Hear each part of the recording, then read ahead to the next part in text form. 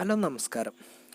ഇന്നത്തെ ക്ലാസ്സിൽ നിങ്ങളുടെ മുമ്പിൽ അവതരിപ്പിക്കാൻ പോകുന്നത് ജാവാസ്ക്രിപ്റ്റിൽ എങ്ങനെ നമുക്കൊരു റേഡിയോ ബട്ടൺ ഡിസബിൾ ചെയ്യാം, അതല്ലെങ്കിൽ റേഡിയോ ബട്ടണിലെ ഓപ്ഷൻ എങ്ങനെ നമുക്ക് ആക്റ്റീവ് ആക്കാം, അതേപോലെ തന്നെ ആ ആക്ടിവേഷൻ എങ്ങനെ നമുക്ക് ഒഴിവാക്കാം എന്നതിനെ കുറിച്ചാണ്.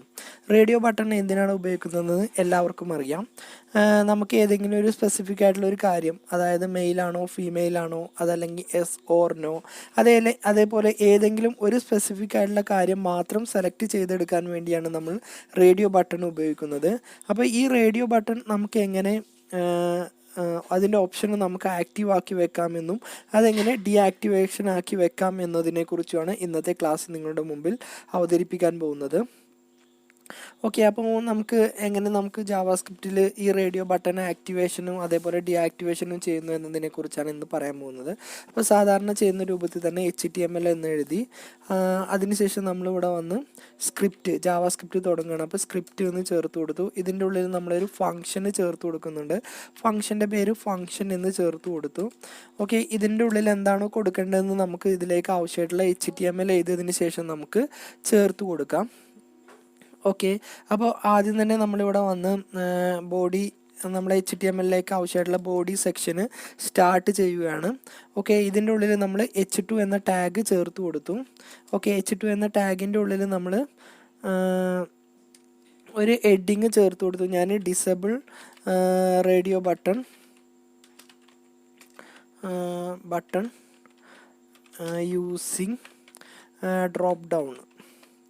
ഓക്കെ, അതാണ് നമ്മൾ ചെയ്യാൻ പോകുന്നത്. അതായത് റേഡിയോ ബട്ടൺ നമുക്ക് ഡ്രോപ്പ് ഡൗൺ ലിസ്റ്റ് ഉപയോഗിച്ചിട്ട് നമുക്ക് എങ്ങനെ ഡിസബിൾ ചെയ്യാം എന്നതിനെ കുറിച്ചാണ് നമ്മൾ ഇന്ന് പറയാൻ പോകുന്നതും. അപ്പോൾ ആദ്യം തന്നെ നമുക്ക് ഇവിടെ ഒരു ഫോം ക്രിയേറ്റ് ചെയ്യാം. അപ്പോൾ ഫോമിൻ്റെ ടാഗായ ഫോം നമ്മൾ ചേർത്ത് കൊടുത്തു. ഫോമിന് നമ്മൾ നെയിം ഒന്നും ചേർത്ത് കൊടുക്കുന്നില്ല, ജസ്റ്റ് ഫോം മാത്രമാണ് നമ്മളിവിടെ ക്രിയേറ്റ് ചെയ്യുന്നത്. ഓക്കെ, ഈ ഫോമിൻ്റെ ഉള്ളിൽ നമ്മളൊരു ഹെഡിങ് ചേർത്ത് കൊടുക്കുകയാണ്. H2 എന്ന് ചേർത്ത് കൊടുത്തു. H2ൻ്റെ ഉള്ളിൽ നമ്മൾ RU ഡെവലപ്പർ എന്ന് ചേർത്ത് കൊടുക്കുന്നുണ്ട്. അതായത് നമുക്കൊരു ഡെവലപ്പർ ആണെങ്കിൽ മാത്രമേ ഇവിടുന്ന് ഓപ്ഷന് നമുക്ക് രണ്ട് ഓപ്ഷൻസ് ഡ്രോപ്പ് ഡൗൺ ലിസ്റ്റിൽ രണ്ട് ഓപ്ഷൻസ് ചേർത്ത് കൊടുക്കാം. ഇതിൽ എസ് ആണ് കൊടുക്കുന്നതെങ്കിൽ അവർക്ക് മറ്റു പല കാര്യങ്ങളും സെലക്ട് ചെയ്യാനുള്ള ഭാഗം ചേർത്ത് കൊടുക്കണം. ഇനി അതല്ല നോ ആണ് ചേർത്ത് കൊടുക്കുന്നതെങ്കിൽ അല്ലെങ്കിൽ സെലക്ട് ചെയ്യുന്നതെങ്കിൽ അവർക്ക് അതുമായിട്ട് ബന്ധപ്പെട്ട കാര്യങ്ങളാണ് നമുക്ക്, അതായത് ആ റേഡിയോ ബട്ടൺസ് ഒന്നും ഡിസ്പ്ലേ ചെയ്യുകയും ചെയ്യരുത്. അതാണ് നമ്മളിവിടെ ചെയ്യാൻ പോകുന്ന പ്രോഗ്രാം.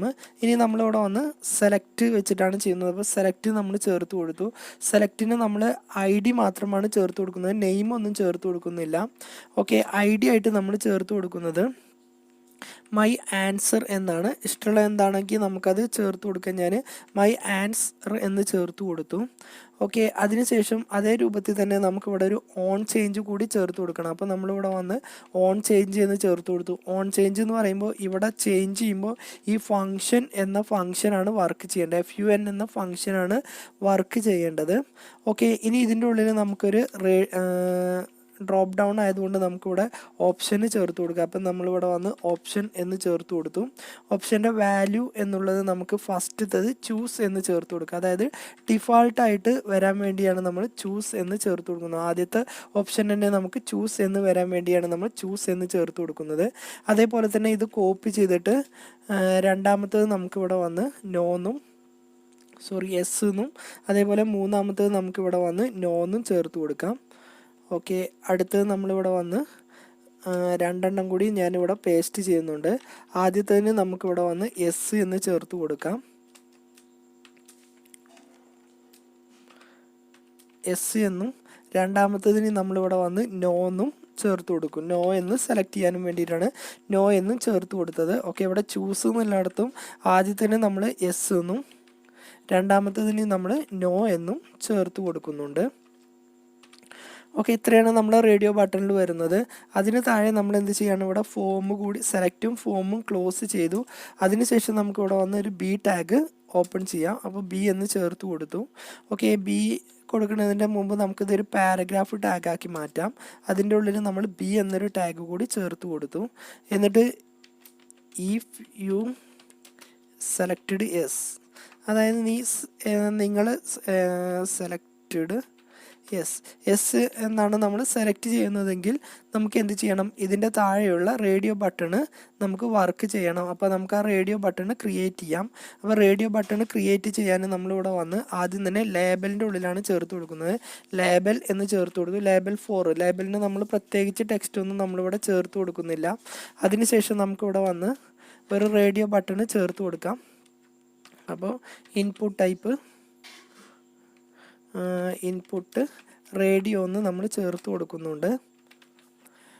ഓക്കെ, ഇതിന് നമുക്ക് എല്ലാം ചേർത്ത് കൊടുക്കണം. നെയിം എന്നുള്ളത് നമ്മളിവിടെ വന്ന് പ്രോഗ്രാമിംഗ് എന്ന് ചേർത്ത് കൊടുത്തു. ഇതിൻ്റെ ഉള്ളിൽ എല്ലാം നമ്മൾ ഒരേപോലെ തന്നെ ചേർത്ത് കൊടുക്കണം. പ്രോഗ്രാമെന്നും ID എന്നുള്ളത് നമ്മളിവിടെ വന്ന് HTML എന്ന് ചേർത്ത് കൊടുത്തു. ഓക്കെ, ഇവിടെ ലേബലിൻ്റെ ഉള്ളിൽ ടെക്സ്റ്റും നമ്മളിവിടെ വന്ന് HTML എന്നാണ് ചേർത്ത് കൊടുക്കുന്നത്. ഇതിൻ്റെ ഒരു 3 ഓപ്ഷൻസ് നമ്മളിപ്പോൾ ഒന്നാണ് കൊടുത്തത്. ഇതേപോലെ തന്നെ ഒരു 3 ഓപ്ഷൻസിൻ്റെ കോപ്പി ഞാനിവിടെ വെക്കുന്നുണ്ട്. രണ്ടാമത്തത് നമ്മളിവിടെ വന്ന് JS എന്ന് ചേർത്ത് കൊടുക്കുന്നു. ഇവിടെ വന്ന് JavaScript എന്നും ചേർത്ത് കൊടുത്തു. ഓക്കെ, അടുത്തത് നമ്മളിവിടെ വന്ന് CSS എന്നും ചേർത്ത് കൊടുത്തു. ഓക്കെ, ഇതിൻ്റെ ID-യും നമ്മളിവിടെ വന്ന് മാറ്റി കൊടുക്കുകയാണ്. ഇതിന് നമ്മൾ CSS എന്നും ചേർത്ത് കൊടുത്തു. ഇത്രയാണ് നമ്മൾ ഫോമിൻ്റെ ഉള്ളിൽ വരുന്നത്. ഇനി നമുക്ക് HTML പാർട്ടായിട്ട് വരുന്നത്. ഇനി നമുക്ക് നേരെ ഇതിൻ്റെ എന്ത് ചെയ്യാം, JavaScript ചെയ്യാം. അപ്പോൾ ആദ്യം തന്നെ ഒരു വേരിയബിൾ ഡിക്ലെയർ ചെയ്തു. വേരിയബിളിൻ്റെ പേര് ഞാൻ my list എന്ന് ചേർത്ത് കൊടുത്തു. അതായത് നമുക്ക് ആ ഡ്രോപ്പ് ഡൗണിൽ നിന്ന് സെലക്ട് ചെയ്യുന്നത് സ്റ്റോർ ചെയ്ത് വെക്കാൻ വേണ്ടിയിട്ടാണ് നമ്മൾ my list ഉപയോഗിക്കുന്നത്. Document .get element by ID, എന്നിട്ട് ഇതിൻ്റെ ID എന്ന് പറയുന്നത് നമ്മൾ ഇവിടെ കൊടുത്ത ID ആണ്. my ands എന്നാണ് ഇതിൻ്റെ ID ആയിട്ട് നമ്മൾ ചേർത്ത് കൊടുക്കുന്നത്. അപ്പോൾ അത് നമ്മളിവിടെ ചേർത്ത് കൊടുത്തു. ഓക്കെ, അതിനുശേഷം അടുത്തൊരു വേരിയബിൾ കൂടി നമ്മൾ ക്രിയേറ്റ് ചെയ്യാണ്. റിസൾട്ട് എന്നൊരു വേരിയബിൾ കൂടി ക്രിയേറ്റ് ചെയ്തു. Equal to document .get element by ID, get element by ID എന്ന് ചേർത്ത് കൊടുത്തു. ഓക്കെ, അതിനു മുമ്പ് നമുക്ക് ഇവിടെ വന്ന് ഡോക്യുമെൻറ്റ് ഇവിടെ വന്ന് നമുക്ക് ഈ ഡ്രോപ്പ് ഡൗൺ ലിസ്റ്റിൽ നിന്ന് ഏതാണോ നമ്മൾ സെലക്ട് ചെയ്തത് അതാണ് നമുക്ക് ഈ റിസൾട്ടിലേക്ക് ആക്സസ് ചെയ്തെടുക്കേണ്ടത്. അപ്പോൾ നമ്മൾ ആ my ലിസ്റ്റ്, അതായത് നമുക്ക് ഇവിടുന്ന് സെലക്ട് ചെയ്യുന്ന വാല്യൂ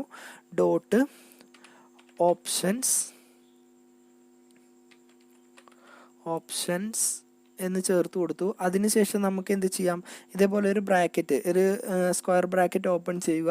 അതിനുശേഷം നമുക്കിവിടെ വന്ന് my list സെലക്റ്റഡ് ഇൻഡെക്സ് എന്ന് നമ്മളിവിടെ ചേർത്ത് കൊടുത്തു. Index .text. അപ്പോൾ ഇവിടുന്ന് നമ്മൾ ഏതാണോ സെലക്ട് ചെയ്യുന്നത് ആ ടെക്സ്റ്റാണ് നമുക്ക് ഈ റിസൾട്ട് എന്നുള്ളതിലേക്കായിട്ട് സ്റ്റോർ ചെയ്യേണ്ടത്.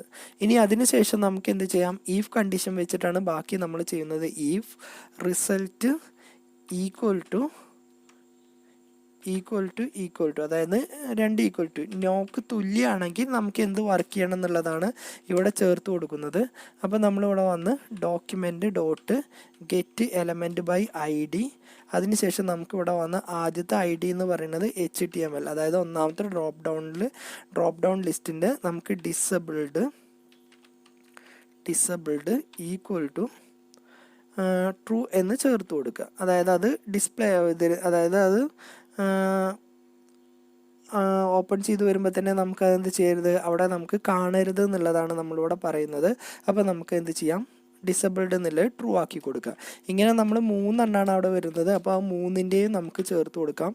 രണ്ടാമത്തെ ഇവിടെ വന്ന് JS ആണ്, അപ്പോൾ അത് ചേർത്തു. അടുത്തത് നമുക്ക് ഇവിടെ വന്ന് CSS ആണ്, അത് നമ്മൾ ചേർത്ത് കൊടുത്തു. ഇനി ഇതിൻ്റെ LCA പാർട്ടാണ് നമ്മൾ ചെയ്യുന്നത്. അപ്പോൾ LCA എന്നും ചേർത്ത് കൊടുത്തു. ഇതിന് അതേപോലെ തന്നെ ഞാൻ കോപ്പി ചെയ്തിട്ട് ഇവിടെ താഴെ വെക്കുന്നുണ്ട്. ഓക്കെ, ആദ്യത്തേത് നമുക്ക് ട്രൂ ആണെങ്കിൽ രണ്ടാമത്തേത് നമുക്ക് എന്ത് ചെയ്യാം, ഫാൾസ് ആക്കി കൊടുക്കാം. അതായത് അത് ഡിസബിൾ ചെയ്യരുത് എന്നുള്ളതിലേക്ക് നമുക്കിവിടെ വന്ന് ഫാൾസ് ആക്കി കൊടുക്കാം.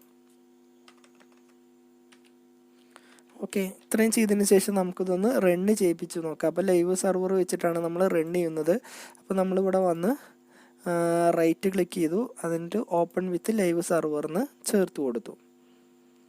ഓക്കെ, നമുക്കിത് റണ്ണാവുകളൊന്ന് വെയിറ്റ് ചെയ്യാം.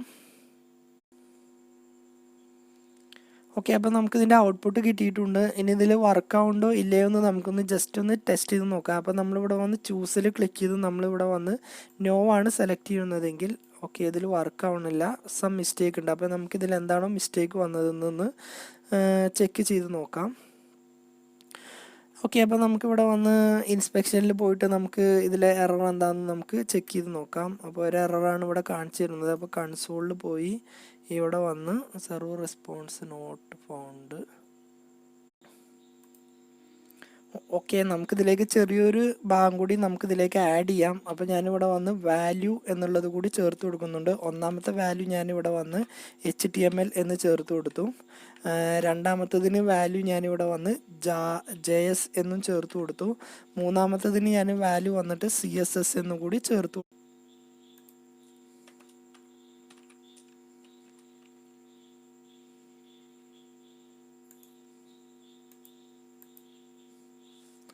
ഓക്കെ, അപ്പം നമ്മുടെ പ്രോഗ്രാം ഇവിടെ റണ്ണായിട്ടുണ്ട്. ഇവിടെ നമ്മൾ നോ എന്നാണ്, നോ N ക്യാപിറ്റൽ ലെറ്ററാണ് നമ്മൾ ചേർത്ത് കൊടുക്കേണ്ടത്. ഓക്കെ, അപ്പോൾ നമുക്കിത് വർക്ക് ചെയ്യുമ്പോൾ നമ്മളിവിടെ വന്ന് ഇവിടുന്ന് നമ്മൾ എസ് ആണ് സെലക്ട് ചെയ്യണമെങ്കിൽ നമുക്ക് ഇവിടുന്ന് സെലക്ട് ചെയ്യാനുള്ള ഓപ്ഷൻ ഇവിടെ വന്നിട്ടുണ്ടാവും. എന്നാൽ നമ്മൾ ഇവിടുന്ന് നോ ആണ് സെലക്ട് ചെയ്യണമെങ്കിൽ നമുക്ക് ഇവിടുന്ന് ഇത് സെലക്ട് ചെയ്യാനുള്ള ഓപ്ഷൻ നമുക്കിവിടെ ഡിസ്പ്ലേ ചെയ്ത് വരില്ല. ഓക്കെ, അപ്പോൾ ഇന്നത്തെ ക്ലാസ്സിൽ നിങ്ങളുടെ മുമ്പിൽ അവതരിപ്പിച്ചത് എങ്ങനെ നമുക്ക് ഡ്രോപ്പ് ഡൗൺ ലിസ്റ്റ് ഉപയോഗിച്ചിട്ട് നമുക്ക് റേഡിയോ ബട്ടൺ ഡിസേബിൾ ചെയ്യാം, അതേപോലെ തന്നെ അത് ഒഴിവാക്കിപ്പിക്കാം എന്നതിനെ കുറിച്ചാണ്. ഇന്നത്തെ ക്ലാസ് നിങ്ങൾക്ക് മനസ്സിലായെന്ന് വിചാരിക്കുന്നു. അടുത്തൊരു ക്ലാസ്സുമായിട്ട് നമുക്ക് വീണ്ടും കാണാം.